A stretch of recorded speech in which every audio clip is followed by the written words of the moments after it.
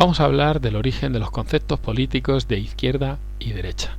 Para ello nos tenemos que remontar a la Francia de finales del siglo XVIII. En 1789, la monarquía francesa afronta una crisis brutal, sin precedentes. Esto se debía a que la tesorería estaba exhausta. No había recursos, no había dinero. ¿Por qué? Porque Francia había apoyado a las colonias de Estados Unidos de América en su lucha por la independencia frente a Gran Bretaña. A pesar de que en 1783 Francia recupera la isla de Martinica, que era un centro productor de azúcar que en aquella época se pagaba casi a precio de oro, la tesorería estaba prácticamente vacía. Había escasez de recursos y escasez de suministros. El rey tuvo que afrontar una crisis gravísima. Veamos cómo estaba organizada la sociedad francesa en aquel momento. Hay que decir que se trataba de una sociedad estamental, feudal, lo que se conoce como antiguo régimen o ancien régime. Estaba dividida en tres estamentos, que eran el clero, la nobleza y el tercer estado. A ellos, especialmente, claro, a la nobleza y al tercer estado se pertenecía por cuna, de tal manera que si una persona nacía noble, seguiría siendo noble toda su vida, e igualmente para los miembros que nacían en el tercer estado. En cambio, el clero se nutría principalmente de miembros de la nobleza y también de miembros del tercer estado, especialmente adinerados. También había miembros del tercer estado pobres que pertenecían al clero, pero estos no gozaban de privilegios dentro del clero. Hay que decir que era clero católico. Bien, en cuanto a la distribución de la población, hay que decir que el clero constituía tan solo el 0,50% de la población, en la nobleza el 1,50%. El clero, a pesar de ser tan pocos, poseía el 10% de la tierra y la nobleza, que eran unos poquitos más, poseía el 30% de la tierra. En cambio, el pueblo llano, que era el 98% de la población, poseía el 60% de la tierra. ¿Qué quiere decir esto? Pues quiere decir lo siguiente: si tuviéramos 1000 personas y un espacio, un terreno de 1000 hectáreas a distribuir equitativamente, a cada persona se le daría una hectárea. Bien, de esas 1000 personas, si estuviéramos en la sociedad estamental francesa de la época, tan solo 5 serían del clero y 15 de la nobleza, y los 980 restantes pertenecerían al tercer estado. Bien, a cada persona del clero no le correspondería una hectárea, sino que le corresponderían 20, igual que a los miembros de la nobleza. En cambio, a cada miembro del tercer estado no le correspondería una hectárea, sino el 60% de la misma, 0,60 hectáreas. Además, la situación se agravaba con lo que hablamos de impuestos directos, aquellos que pagamos en función de nuestra riqueza. El clero no los pagaba, la nobleza tampoco. En cambio, el tercer estado sí los pagaba, y no solo le pagaba impuestos al estado, sino que además al clero le daba el diezmo y a la nobleza las mejores piezas. Esta situación era bastante injusta porque el peso impositivo siempre recaía sobre el tercer estado. El ministro de Finanzas, Jacques Nègre, era partidario de hacer varias reformas de tal manera que las clases privilegiadas pagasen impuestos. Evidentemente ya se oponían. El rey tuvo que, ante la situación tan grave de crisis, tuvo que convocar los Estados Generales. Era una especie de parlamento que no se había convocado en más de 150 años y había representantes de los tres estamentos, nombrados por asambleas locales en cada región de Francia. Veamos la composición de esta sociedad estamental. El clero, que como hemos dicho era tan solo el 0,50% de la población, tenía 291 representantes en estos estados generales. Nominalmente tenían más, pero acudieron estos. La nobleza, 1,50% de la población, tenían 270. Y el tercer estado, el pueblo llano, acudieron, que era el 98% de la población, acudieron 578 representantes. Tenían más todos ellos, pero estos son los que fueron. Cabe destacar que la suma, que si vemos los representantes de esto, son prácticamente, la suma de representantes del clero y la nobleza son prácticamente los mismos que del tercer estado, es decir, serían el 50% de los representantes prácticamente. En cambio son el 2% de la población. La representatividad de los estamentos era bastante desigual. Pero hay una cosa interesante aquí, y es el origen de todo esto, que es de los problemas que surgen después. Si sumamos el número de representantes del clero y la nobleza nos da 561, que son menos que 578. Por tanto, las reformas que proponía el tercer estado, si se votase por representantes, se podrían ser aprobadas. Pero el truco estaba en que en los estados generales el voto era por estamento, de tal manera que el voto de estos 291 valía como 1, el voto de estos 270 valía como 1 y el de el tercer estado también valía como 1. Y siempre una alianza del clero y la nobleza oponiéndose a pagar impuestos superaría a cualquier tipo de reforma impulsada por el tercer estado, porque el voto era por estamentos o estados. Hay que decir que el ministro de Finanzas, Jacques Neck, se puso a esto, pero sobre todo los miembros del tercer estado estaban radicalmente en contra.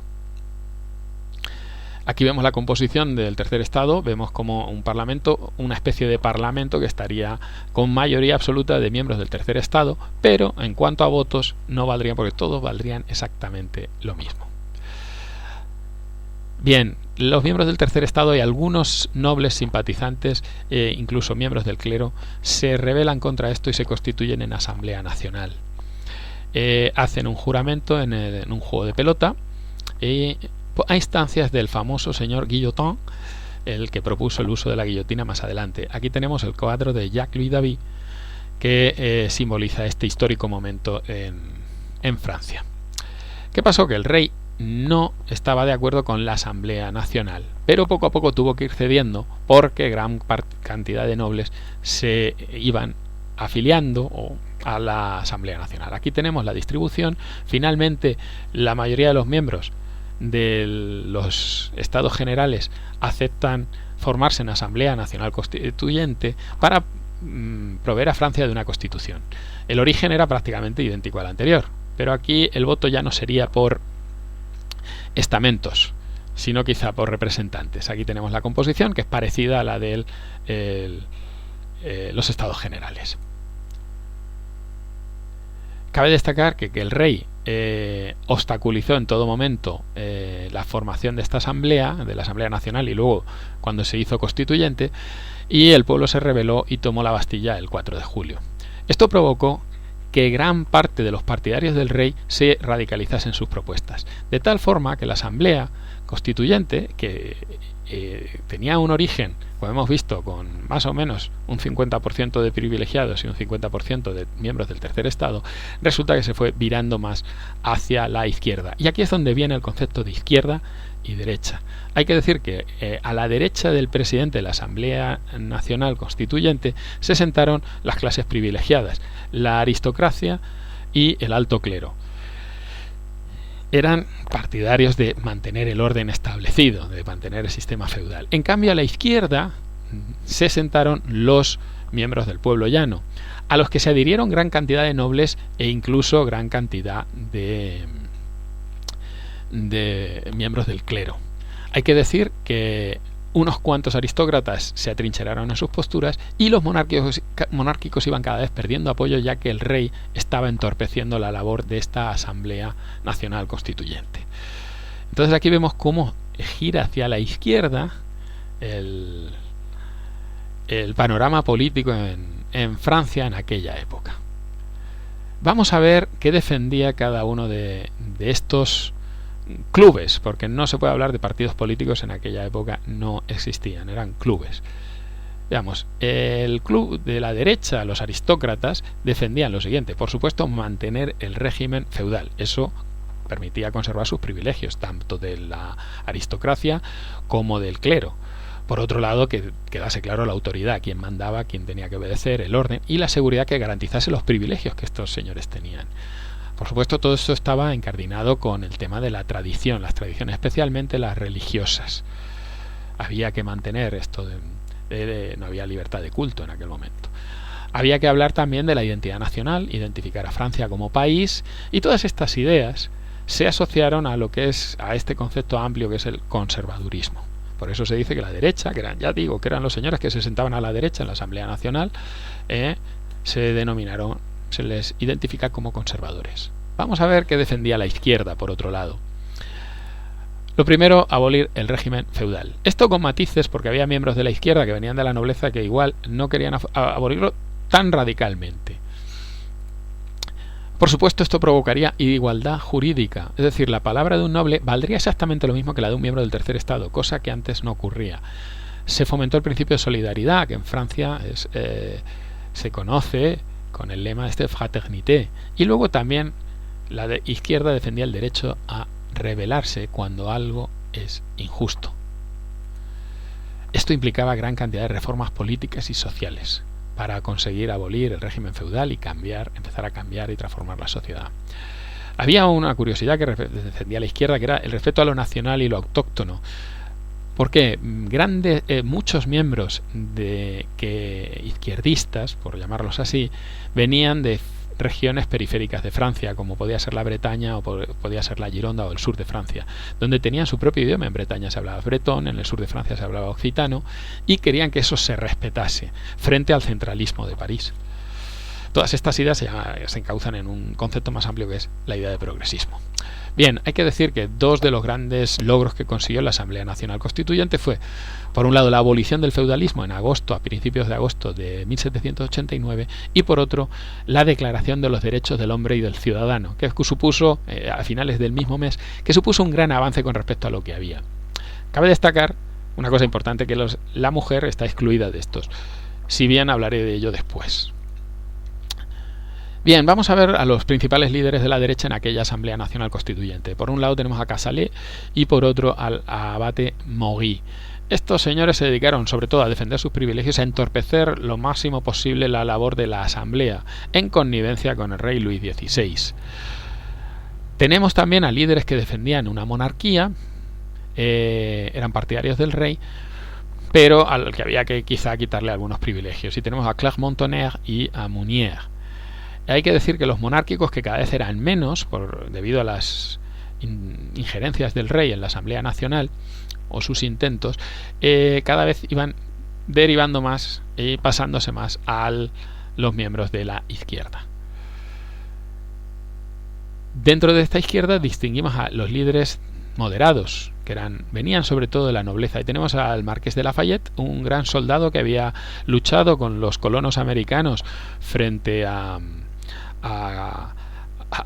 las tropas británicas, y que fue uno de los máximos baluartes de la independencia de los Estados Unidos de América. Y por el otro lado tenemos a Mirabeau, que se ganó el respeto de toda la Asamblea al hacer frente a los enviados del rey que pretendían bloquear la misma. Estos líderes moderados que he citado antes eran partidarios de reformas más calmadas, más poco a poco. En cambio, los líderes de la izquierda radical, destacaremos a Sieyes, que este señor fue un gran constitucionalista, y al principio de todo destacó Barnave, que era el líder al principio del ala radical de la izquierda.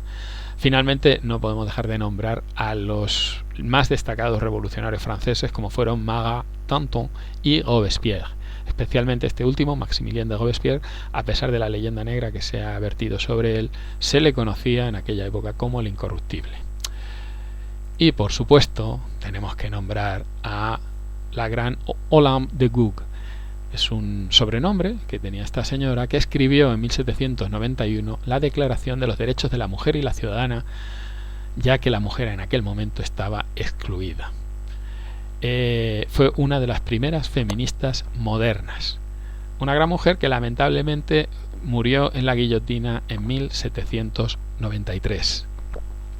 Hay que decir que las ideas de izquierda y derecha evolucionaron más adelante, y sobre todo en la Francia de la Restauración, es decir, una vez que es depuesto Napoleón y enviado a Santa Elena, con el rey Luis XVIII, ahí tenían muy claras cuáles eran las diferencias entre izquierda y derecha. Se radicalizaron mucho. Por un lado estaba la derecha, que defendía prácticamente casi el Estado absolutista, o con muy gran poder real, gran poder de las clases privilegiadas, y prácticamente el pueblo no pintaba nada. Y los que se definían de izquierdas, que en aquel momento defendían pues los derechos del hombre, la igualdad jurídica e incluso la libertad de comercio. Más adelante hay que decir que aparece el marxismo, aparece el anarquismo, y la izquierda evoluciona por unos ciertos cauces, y la derecha también evoluciona por otros. Eso lo contaremos en próximos vídeos. Espero que os haya gustado.